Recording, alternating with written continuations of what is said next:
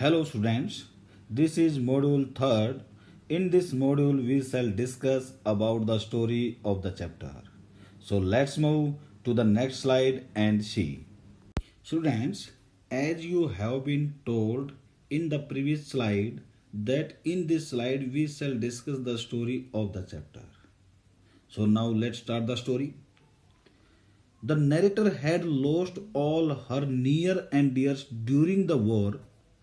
She even had lost her mother. All her family members were arrested and sent to the concentration camps. They were killed there. Somehow the narrator managed to escape, and as soon as the war was over, the narrator came back to her house. After some time, she remembered Mrs. Dorling, who had taken away all her belongings. Just in the half of the war, she at once decided to go to the address that had been told to her by her mother. She went there, and whether she was able to bring the things back that were belonged to them, or she remained failure in bringing those things back. What happened with her shall come to know in this slide. Students, the narrator went to 46 Marconi Street and knocked at the door. The door was opened by Mrs. Dorling.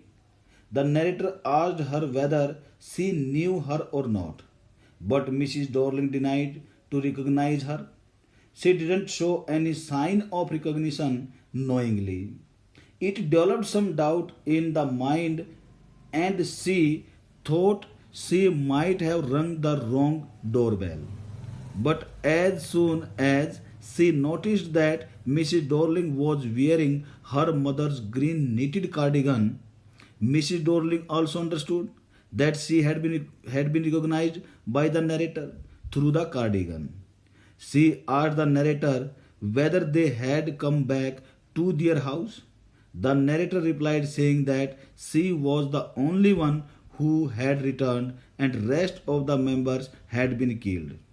She didn't want to talk more to the narrator because she had the fear that the girl might ask for her mother's belongings.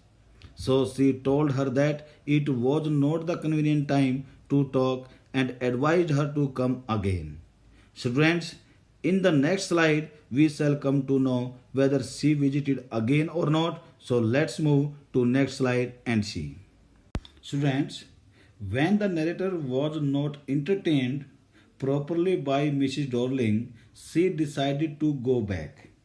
And while walking back to the station, the narrator remembered that her mother had told her that Mrs. Dorling was an acquaintance of her.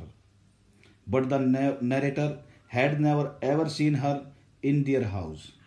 But Mrs. Dorling during the war had renewed the relation.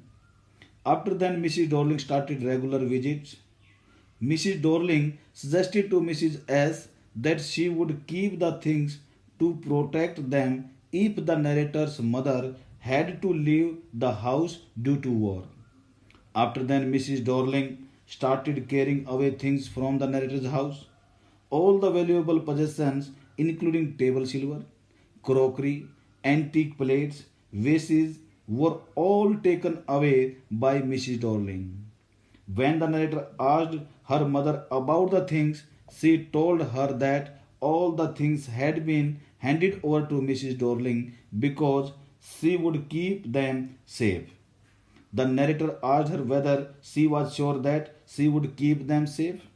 Then the mother of the narrator scolded her, saying that it would be very insulting to talk like that. She also told the narrator about the risk that she was taking while carrying the suitcase and luggage full of costly things. After then, the narrator didn't ask any question from her mother. Students, I am calling it a day here. Rest of the chapter will be discussed in the next module. So let's wait for the next module. Till then, thank you. Have a nice day. Thank you again for watching this module.